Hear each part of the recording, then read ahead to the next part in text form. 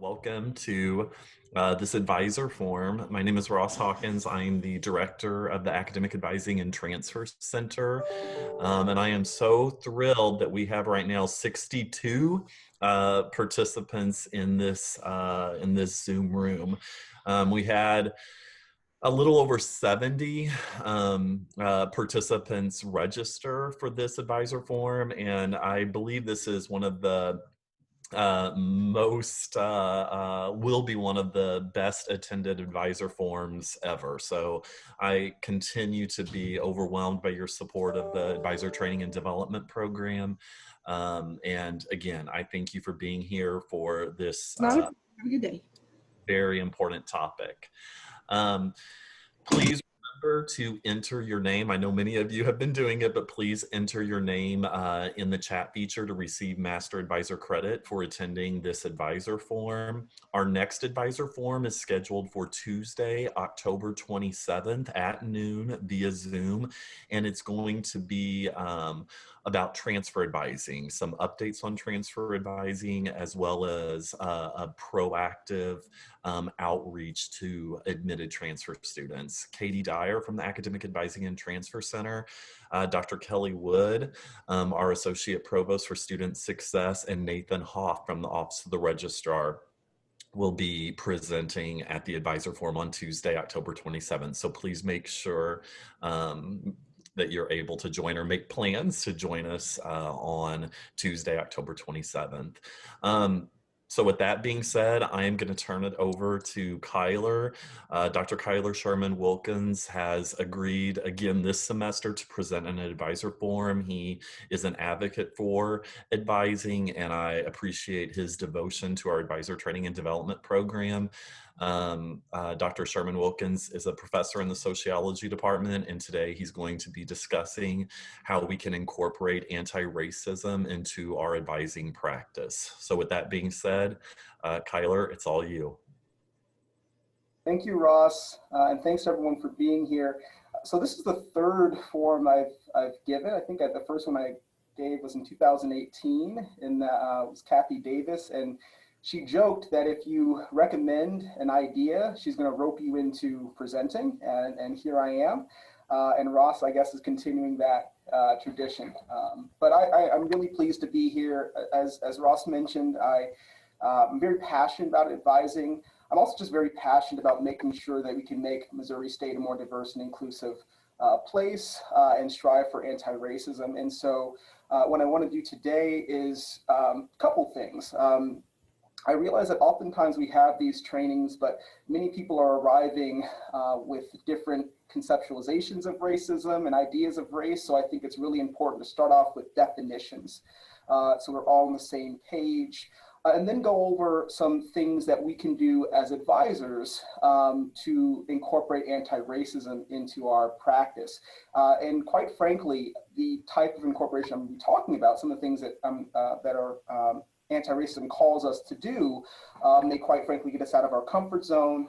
And also it might surprise you that it doesn't really necessarily have to do much with inter-individual interactions, right? So we'll talk about that as well. So I'll start off with just general definitions. What's race? What is racism, non-racism, and then lastly, anti-racism. A little activity that I think will be useful in moving forward with the last part, which is anti-racism in advising. And I want this to be interactive, so I'll pause for questions every now and then. But if something is very confusing, or if there's some clarification that's needed in the moment, feel free to ask, and I'll address it the best that I can. The first thing I want to do, though, is I think oftentimes we get lost, especially with COVID-19, all these things that we're dealing with right now, the election coming up, make sure you vote. I think we forget what brought us to this moment, what brought us here. And so I want to start by providing a little bit of context with the Black Atmos state, which, by the way, have no illusions. A lot of these issues existed prior to June of 2020 when this hashtag became viral. So keep that in mind. But I just want to, if you hadn't had a chance to look at Black Atmos State, or if you had, but you've kind of forgotten about it, I want to highlight a couple of tweets that I thought were the most interesting and also, quite frankly, disheartening. This first one, walking down Greek Road to grab late night Taco Bell with my roommates and being yelled at by white frat men, go back to Africa. That was the time I wore my head wrap openly across campus. Another tweet, my first week as a freshman, this white boy told me, have you passed the test yet? I said, what test? He said, and I quote, they take you outside and try to lynch you. And if you can get out of it, that means you passed and you can attend this school. Another, the psychological and emotional burden of having the same conversation about what we need semester after semester, and the response somehow always ending up being, we're here for you, we're listening, with none of the needs being met. So here we are, Black at Most State, right? And then one that specifically connects to advising, this last one, Black at Most State is having your advisor tell you he thinks it's best that you pursue an easier major because he felt that you didn't have the capacity to succeed in the field. And then there was a reply to this, I'm upset that so many Black students got told the same thing in different colleges and departments, right? So I show this because I think it provides, and it's select evidence, but it provides some evidence for a real problem that we have at this university. And by the way, a lot of these tweets are things that happened years past. So these are alum who are tweeting about their experiences and also things that are happening currently. So I want to pause right here, and if you feel comfortable sharing, please do. What are some of your thoughts and reactions and feelings as we read through some of these tweets? Let's get two people to chime in, at least two people. I hate to admit it, but I felt surprised when this first became viral. I read through the tweets and just felt sad and surprised. And I hate to admit that I felt surprised, but I did. Okay, thank you for sharing that, Christine. Anyone else want to share? I would also kind of echo Christina's sentiments. I felt really shocked and disappointed that this was happening and that I had no idea it was happening, and that I wish that I had just been more aware of these situations and encounters prior to this hashtag. Thank you for sharing that. So I have done a couple of talks at GEP classes this semester, talking specifically about the Black at Most State hashtag. And I would do a poll where I would ask students how many of you are surprised or shocked, and versus how many of you are not. And maybe it comes as no surprise, but the vast majority of white students were shocked and surprised, had no idea this was going on, couldn't fathom this was going on, right? For our students of color, for our Black students in particular, this was not a surprise, right? It was their lived experience, essentially. And, you know, I want to push back on this idea of you know, being apologetic or sorry. It's not about being sorry or apologetic. It's about acknowledging that there is that racial blind spot. There is that privilege that prevents people from being able to see this. So it's not something to apologize for, but it's something to actively try to work against, right? Any other thoughts about Black at Most State? I just really, again, I don't want us to lose sight of this, because I think it's really important when thinking about how and the imperative of doing better in this university. Any other closing thoughts or ideas? Yeah, I'm just thinking, I don't want to lose sight of our individual responsibility. Mm-hmm. But yeah, I keep thinking about, you know, how is it that some white guy thinks it's acceptable to yell at somebody across campus, et cetera? And the immediate answer is, when that's the modeling they're getting from the president of the United States, yeah, it's really, you know, whatever we do to counter that is kind of hard. And again, same thing. I think what the university does as an institution has to really be sincere and backed up, because it's fighting against a broader modeling that this behavior is perfectly acceptable. Yeah, and spoken like a true sociologist. Actually, that's going to be kind of the punchline that Katie's giving away. But the idea here is that being anti-racism does involve this acknowledgement of these structural institutional changes that need to be made, right? And so that's a little preview. Okay, So with that said, I do want to say that it's important to also be aware that me and Dr. Kimberly Martin, she's the new director of multicultural programs, we oftentimes joke that the students didn't come here to play. They came here really with an appetite for change. And I think, again, this kind of feeds into this idea that it's imperative that we make these changes. So one thing that happened pretty early on, September 2nd, there was the 7% Forum, which was a discussion forum organized by the Association of Black Collegians, and it was in collaboration with a host of different student organizations, including Meliqueer, NAACP, Sister Circle. And this was a conversation where students basically talked, students of color were talking about their needs and what it was like to be a minority at Missouri State and also just broadly America. I don't know if anyone had a chance of being at that forum. I think it was held in person, but also virtual.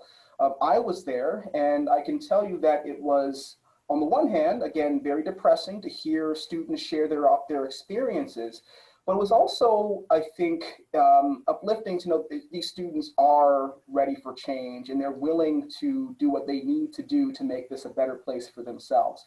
But what became very clear in going to this discussion was that they need people with more power and privilege. They need us. They need their advisors. They need their professors to really have their back. And so I'm probably preaching to the choir. I think there's a selection and people who registered for this particular forum, for example.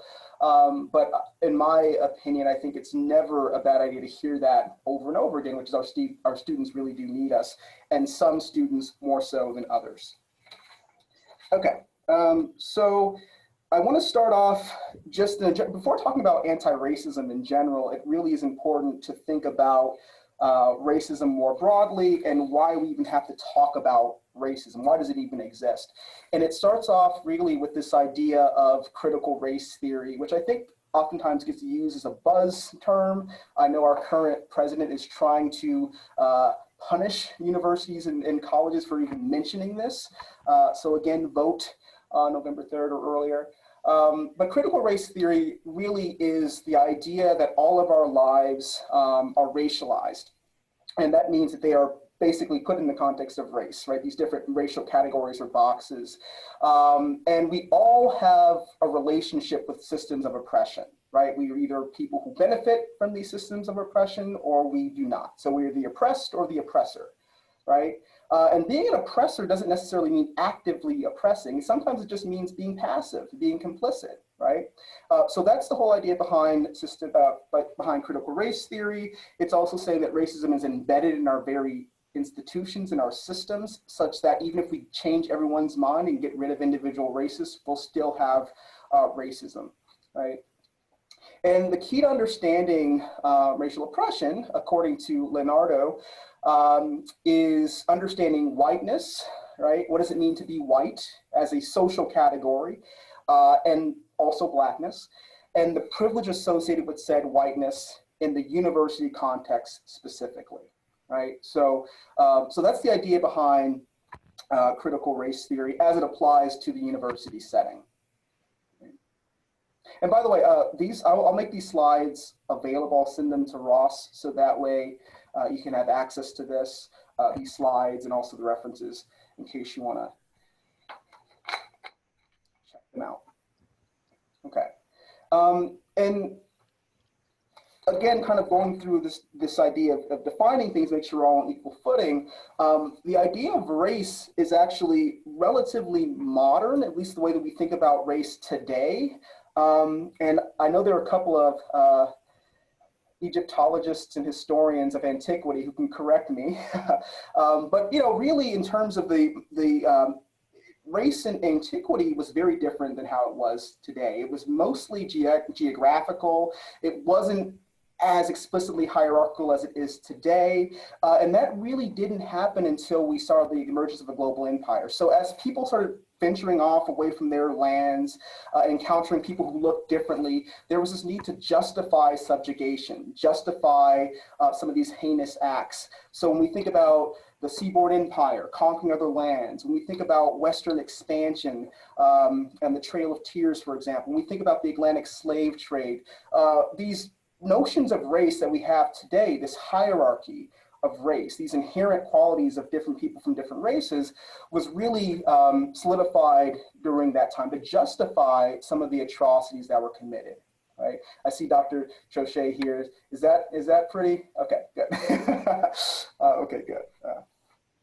All right, so the idea of race today is very different than how it existed in antiquity. And we're very much dealing still with this legacy of how we define race.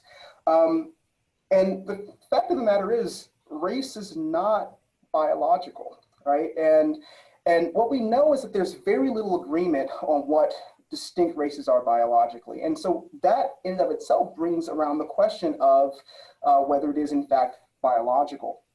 And there is some evidence that the genetic variation among individuals within these supposed racial groups that we create typically exceeds the variation between groups, right?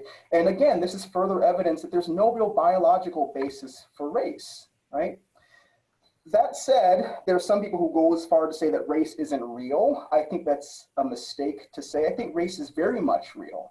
And I think the origins of race really do have to do with biological features that we choose to give meaning to. And so a definition that I like to use when thinking about race as being socially constructed comes from Buffington. This is just a really nice way to articulate it. He states that race is a type of social identification in which certain physical features, i.e. skin tone, skin color, maybe the structure of your of certain structures of your face or hair texture have been assigned social importance. So our idea of what it means to be Black or what it means to be non-white, for example, changes over time. It's something that is given meaning by, quite frankly, those in power, those at the top of the hierarchy, and it's meant to maintain that hierarchy, right? Okay, just to end this, another quote that I like is Ta-Nehisi Coates. If you have not read anything by Coates, please do. He's a great writer. He writes for The Atlantic. He has a lot of essays that deal with race and race relations. And he writes that race, writes the great historian Nell Irvin Painter, is an idea, not a fact. Indeed, race does not need biology. Race only requires some good guys with big guns looking for a reason, right? And so I like to depart and talk about racism, begin with this definition of race, because again, when we're thinking about how we have these systems and when we have this racial hierarchy, it's really important to understand how those categories are created, okay? And essentially people are using a reason to justify subjugation of other people. Okay.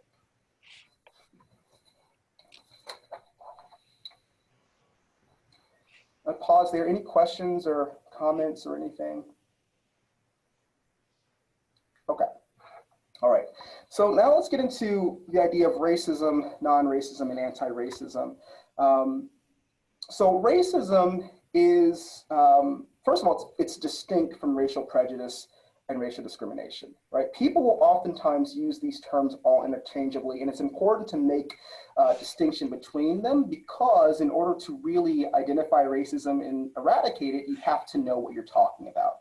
And I think a lot of people use racial prejudice and racial discrimination as specific terms when they mean racism. So racial prejudice is basically holding biases or attitudes, negative thoughts or stereotypes about people from different racial groups, right? And discrimination is the act, right, where individuals can actually act out on their prejudices, their biases, etc., right? Now, racism is different. Racism can best be thought of as a system, right? It's a system of advantage that is based on race, right? And so essentially racism with the system has those who are in power and those who don't have power. So another way, a simplistic way, not exactly technically correct, but it'll serve our purposes, I think, for today, you can think of it as prejudice plus power, right? And a racist act is any act which uplifts or maintains the existing racial hierarchy. And that really is the difference between, say, racial prejudice, racial discrimination, and racism, right? You can have racial prejudice and racial discrimination, but if it's not maintaining the existing racial hierarchy, which in America means whites on top, then it's not considered racist, right? And again, it's important to not acknowledge this because you're focusing on the structural systemic element of it as opposed to individual actions, individual behaviors, right? And really when you're thinking about the push for anti-racism as it's formally defined, people often will use it to meet their own needs, but as it's formally defined, it's all about dismantling these systems, not dismantling individual attitudes, right? It goes above and beyond that. So naturally you have racism, and most of the movement on anti-racism has really stemmed from the fact that people have acknowledged that non-racism, which typically is seen as being in opposition to racism, is actually not adequate. And if anyone has read Kendi's book, How to Be an Anti-Racist, I recommend the book, I really do. I will say that I'm still grappling with certain things about Kendi's book, but I think it really is a good primer to some of these ideas on anti-racism.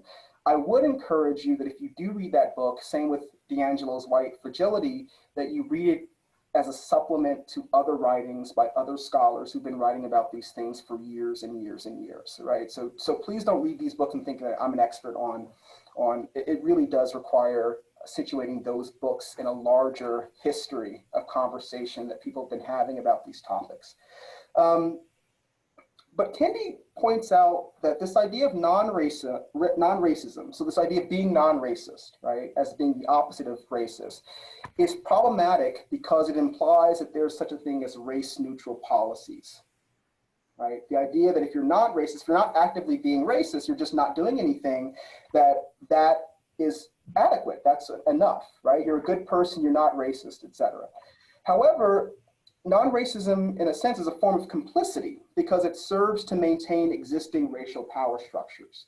So the idea here is that by not being racist, right, by being a good person, and that's it, you're still maintaining or supporting the status quo implicitly.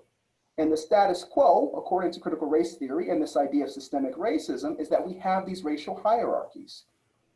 So whenever people say that they're colorblind, I have a bit of an aneurysm. It really bothers me. And I think the reason why is because people think, this basically connects with the idea of being non-racist. I don't see color, right? Yes, you do. You do see color, right? And part of it is acknowledging that you do, and then what does that mean, right? And so the whole idea of colorblindness, being non-racist, all of these are problematic because, again, they're not doing anything to challenge the existing power structure. Right? So I'm going to pause there. Any thoughts, questions? And for many of you, this is probably review, which again, I don't think is a problem. I think hearing this stuff often and frequent is really important. Okay, so the last definition I want to bring up is anti-racism, right? And I'm using a definition that comes from Singh, who wrote a book which is called the Racial Healing Handbook. It's a really great resource that actually does do a good job of having concrete action steps in it on how people can move toward this idea of racial healing and reconciliation. And for Singh, she argues that the term anti-racist refers to people who are actively seeking not only to raise their consciousness about race and racism, but also to take action when they see racial power inequities in everyday life, right? So in many ways, anti-racism is action, right? It does not involve this passive kind of sitting back and letting things go. It involves this action, right?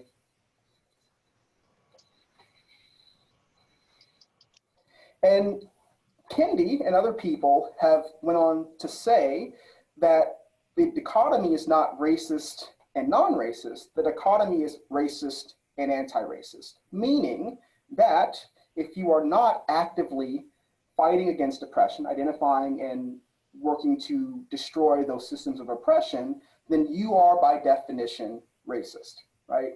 And there are some pieces there. For example, I'm still grappling with what this means for people of color, right? For example, versus white. I think it's really important to think about power and privilege here as to what is racist, what's anti-racist. But generally, that's the new dichotomy, right?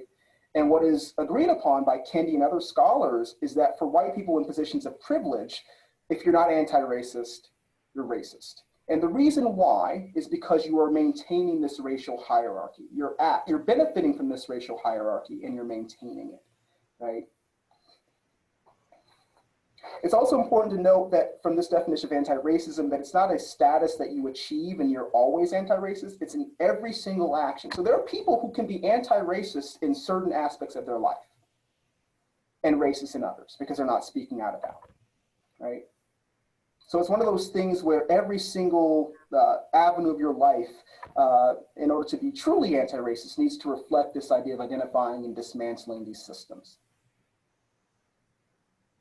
All right. So I want to pause here and have you do something for me. What I want you to do is I want you to think of your top 5 identities, right? Or social locations, social identities. And I want you to rank them in terms of which ones give you the most privilege, and then being number 1, and then number 5 being the one that gives you the least amount of privilege, right? So take some time. You can either write it down or just think of it in your mind. And I'm going to ask a couple people to share.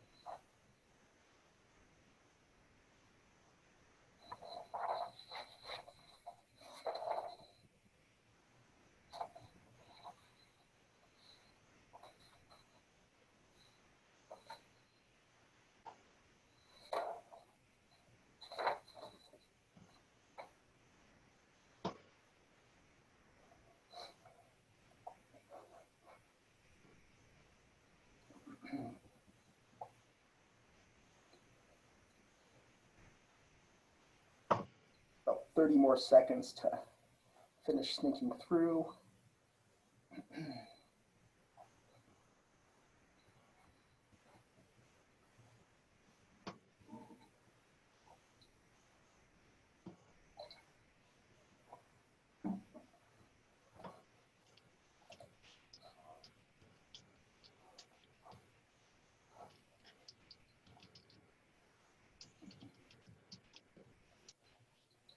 Okay, if we have anyone who's willing to share their rankings and then just your rationale as to why you ranked it the way that you ranked it.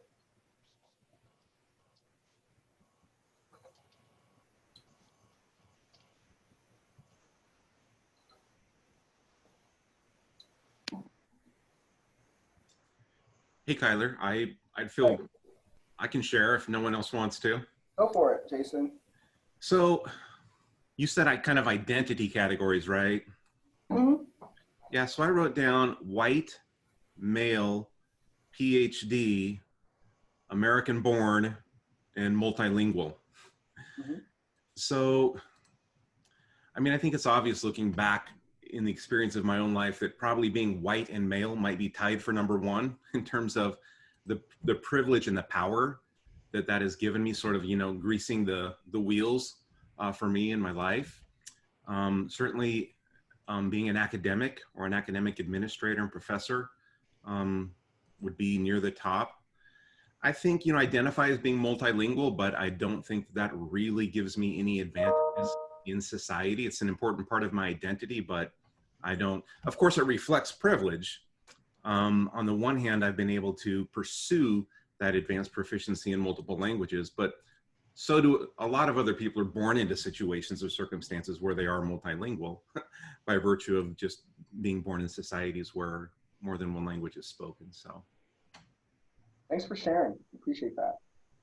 And from what I'm hearing, that whole identity of multilingual is in and of itself can be either through privilege or, you know, it may be circumstances where people are not so privileged, right? In terms of the achievement of that multilingual identity, right? Having the ability to study formally in school versus having to do it because you're in a country that's forcing you, for example, to speak a certain way. absolutely correct. I mean, it could be a mandatory survival strategy even. Yeah, yeah, good. Thanks for sharing. Let's get two more people because we have time. I'll go ahead and speak up. Okay, thank you. So that's interesting what Jason said.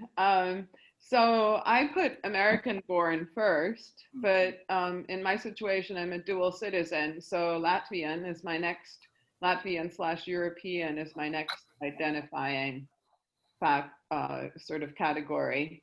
Professor, yeah, so academic, just like Jason. And also I said linguist, but okay, multilingual. And in my case, the multilingual is definitely a result of privilege. So my father was an engineer who lived and worked around the world, and I got to go to schools in different countries and learn different languages.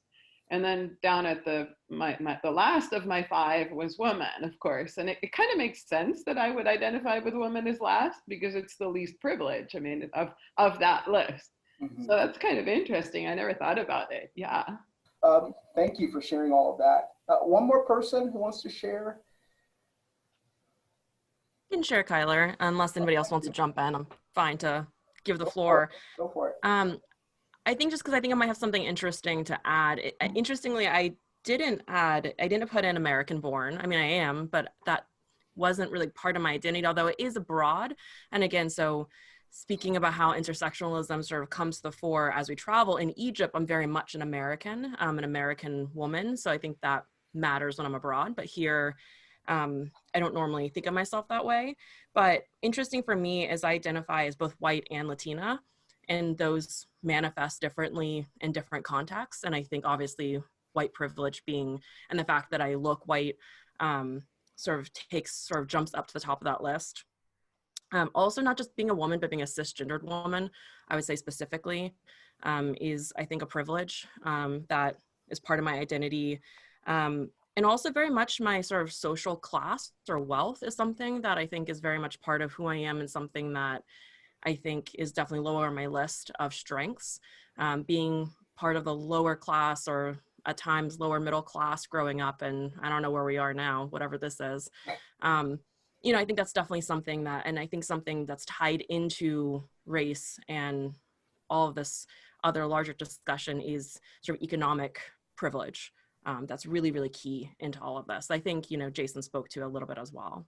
Yeah, absolutely. And what I see coming through all of these is the idea of intersectionality, and how and you can think of all these different identities as contextualizing another identity, right? So how race provides a context for how one experiences their sex or gender, right? And how class shapes how people experience all their other identities. So thanks for sharing that as well, right? So the reason I did this is because it really does connect to what really is step one of being an anti-racist, which is the reflection piece, right? And remember, it's all about understanding where you exist in this racial hierarchy. And the best way to do that is to, again, come to grips with your relationship to whiteness, come to grips with your relationship to this system of oppression, right? And the way that we do this is identify where you are. And this is I use where intentionally, where you are in the sense of where you are in the social hierarchy across all different identities, race, class, gender, sexuality, etc. But also reflect on where you are in the process of becoming, or I shouldn't even say becoming, working on being anti-racist, right? And this is something you have to constantly reflect on, right? And again, this kind of goes to this idea that it's not a status that you can achieve. So if you were anti-racist yesterday, that doesn't mean you're anti-racist today, right? It's something that it's a continuous process of being engaged. Part of this reflection is like what I had you do before, which is identify your privileges and disadvantages. So ranking your identities from most privileged to least. And then ask the question, lastly, why do I want to be an anti-racist? And I should have led with this actually, but why? Is it because it's the cool thing to do? It's now chic. I mean, people are making a lot of money on these anti-racism. I'm not, but people are making a lot of money on these anti-racism trainings, these books, right? Why? Why do you want to be an anti-racist? Is it to show people, hey, I did this training, right? You can, no, what is the reason? And I don't want, we're not going to spend too much time on that today, but really think about that. Why do you think this is important? Why are you here? Why do you think anti-racism is so important, especially when it comes to advising? So that's the first step, this idea of reflecting, learning who you are. The second is to continue learning, which you're doing right now by going to a forum, which was not mandated, quite frankly, to learn more about this particular topic, to learn how it might connect. It also involves, in general, constant education on the topics of race, racism, lived experiences of marginalized groups. I must say, I consider myself well-versed in some of these issues, but I'm learning something new every day, right? Every time I read or reread a work written by Black feminist scholars, Cornel West, Ta-Nehisi Coates, I pick up something new. And oftentimes what I do is I have a lived experience, I reread something and I reflect and I uncover something differently than I had read the first time. And so all of that means that this is, again, this continuous process of learning, right? One good way to do this is to read. There are all these anti-racism syllabi that are posted on the website. And by the way, as I said before, How to Be an Anti-Racist by Kendi, White Fragility by D'Angelo, those are all great resources, but I think a lot of people read them and then think that they've done their work. And that's not true. There's so much out there. And really these are entry points into a larger conversation. And so it really does involve reading and also understanding that there's no institution in society that's not touched by racism. There are books that talk about anti-racism in the education system, those that talk about anti-racism in the healthcare system, right? Every single sector of society. And so it really is, I think, incumbent on people who want to claim this, this idea of moving toward anti-racism to really remain educated. Once you have that education, once you are or continuing and committed to that continuous education, you need to interrupt systems. And this is where the active role comes in, right? So the reflection and education piece, those are more internal, they're for you, they're great, do it. But step 3 is where you actually start making some change that impacts other people, right? And the first one is interrupting. And one way to do this is to comb through existing policies and practices and change them to push for more equity. In its strictest sense, what it means is go through all of your practices and policies. If you have a handbook on advising, go through that advising handbook. And if any policy is not directly trying to challenge racial inequity, then it's not a good policy. It's not an anti-racist policy, right? And so I say interrupt because it means stopping what you're doing and change it, okay?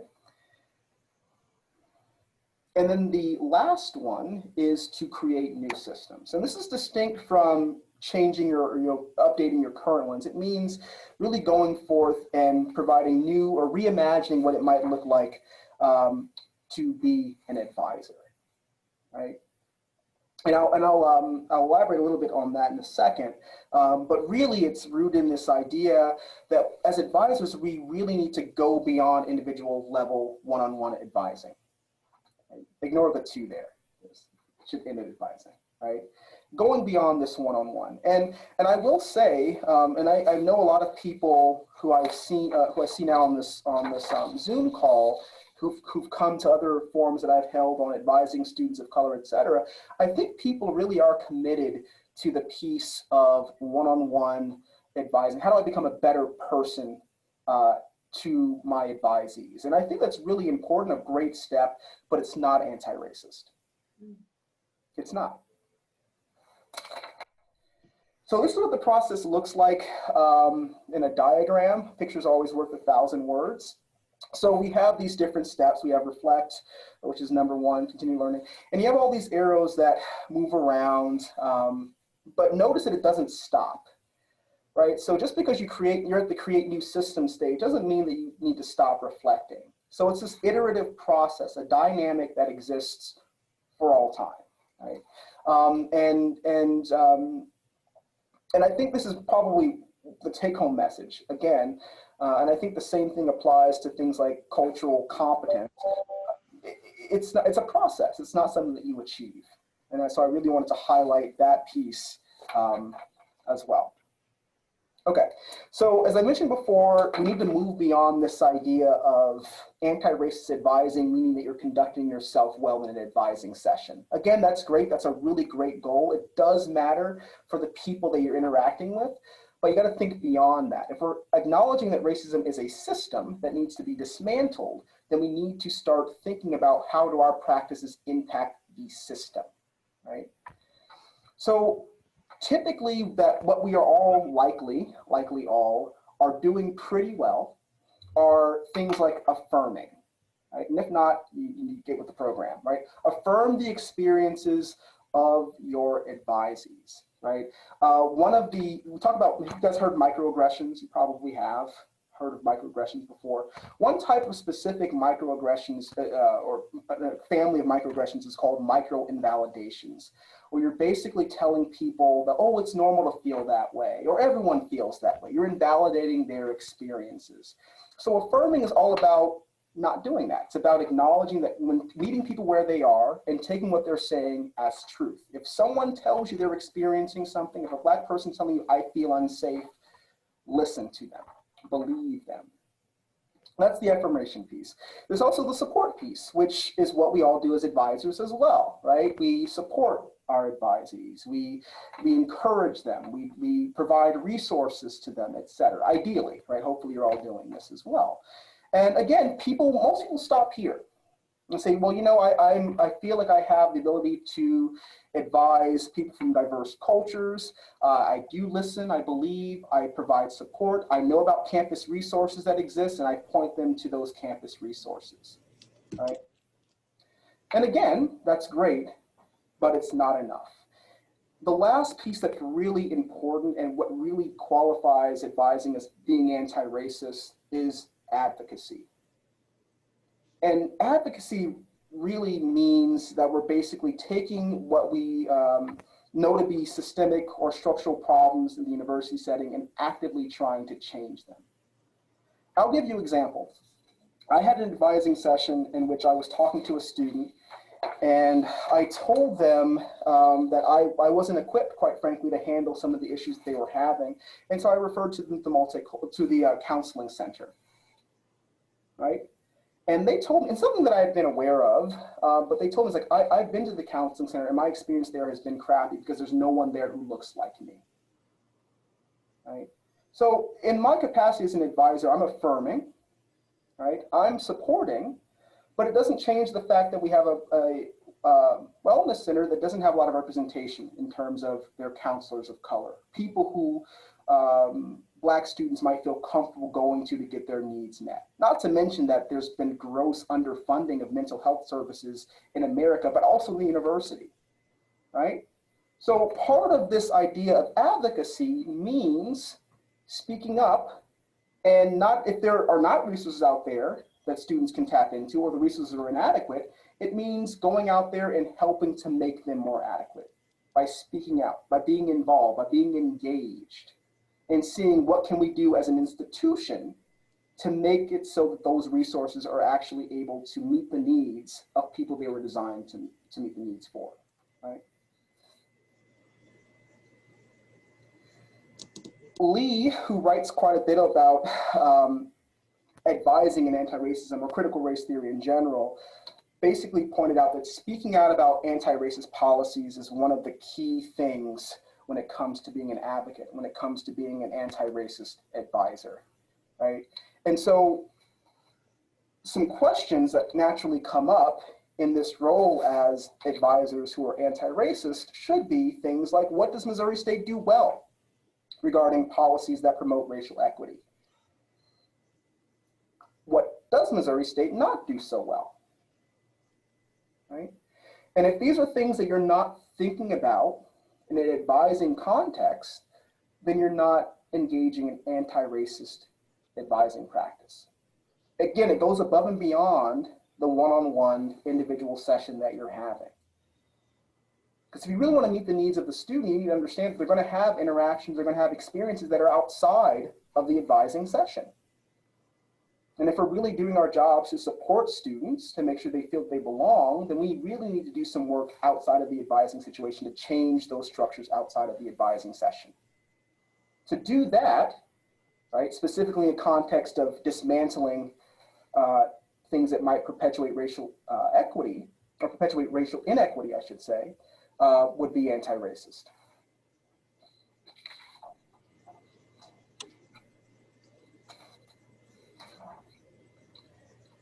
And the other piece to ask yourself is, are you willing to work and identify and change those policies?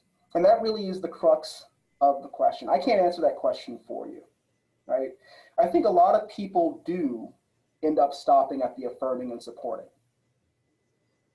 And I don't want to leave you thinking that that's a bad thing. I think, first of all, we need to agree that we need to get advisors who are better at affirming and supporting before we even get to the advocacy piece, right? I can tell you numerous situations of students who come to me who report that their advisors do not affirm or support them. So that's one level. But if we're thinking about the anti-racism piece, you can think of it as the holy grail of moving to racial equity, then it really does involve this challenging of policies. Right? One example, one concrete example that I can put out there would be thinking about your advising handbooks, right? Or thinking about these advising forms, for example. I know that in the Master Advisor training, there are sessions on cultural competence and how to advise with cultural competence, right? I know there's also encouragement to have advising forums in which diversity, inclusion, and equity are central pieces. One relatively simple and straightforward policy that could be put into place is to make sure that when you're trying to recertify yourself for Master Advisor status, one of those advising forums have to deal with advising across race, advising students of color or cultural competence, right? That would be a good way to implement a policy that's anti-racist. Why? Because it's making it so that people who want to have that status as Master Advisor have to be exposed to this training. It allows us to move from this idea where individual advisors can learn how to affirm and support to a system in which we have this system in place where we normalize and require this type of training in order to be an advisor. Right? Now, I'm not a policymaker. I'm not in charge of these advising forums, but these are ideas. These are just things that we can do. And that's the important thing. Again, combing through your policies, combing through your practices, and figuring out what works, what doesn't work. And if the thing that you're doing is not in some way moving more toward racial equity, acknowledging that it's not anti-racist. And if we are thinking about the dichotomy that I mentioned before, if it's not anti-racist, if it's maintaining the racial hierarchy as it exists, then it's racist. So I'm going to end with the words from Kendi, which I think are really great. And the only way to undo racism is to consistently identify and describe it, then dismantle it. So I'll leave with those words. I think they're the most eloquent way to think about how we might move for a more racially equitable university. So those are my references. And please, if there are any questions or discussion points, I'd love to hear from you all. So that's all I have.